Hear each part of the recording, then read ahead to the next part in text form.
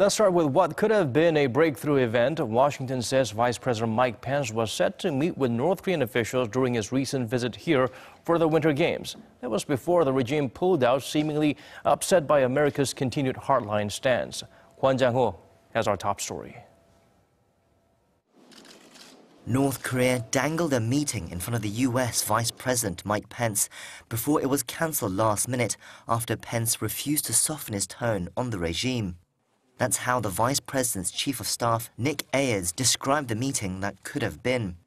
Ayers, speaking to the Washington Post on Tuesday, revealed that the CIA had received word of North Korea's interest in holding a meeting during the PyeongChang Winter Olympics, and that preparations began following President Trump's approval and ahead of Pence's trip to Asia. The Vice President was given a remit to convey the sincerity of Washington's hardline stance, although not to open any negotiations. But only 2 hours before their scheduled meeting time on the 10th of February, the day after the opening ceremony of the PyeongChang Winter Olympics, the North Korean delegation called to cancel.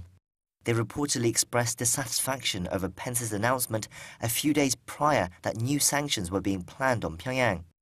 The North Korean delegation also showed disapproval of a meeting between the Vice President and North Korean defectors, as well as Fred Warmbier, the father of the U.S. student who died last year, shortly after being released from 17 months of detention in the North.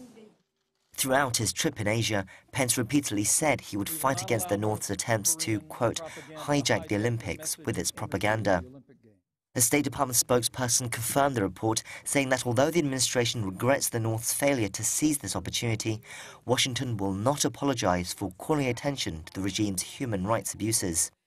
The Vice President's office also said Seoul tried to assist by providing the Blue House as a neutral location for the meeting, but the South Korean top office has declined to confirm.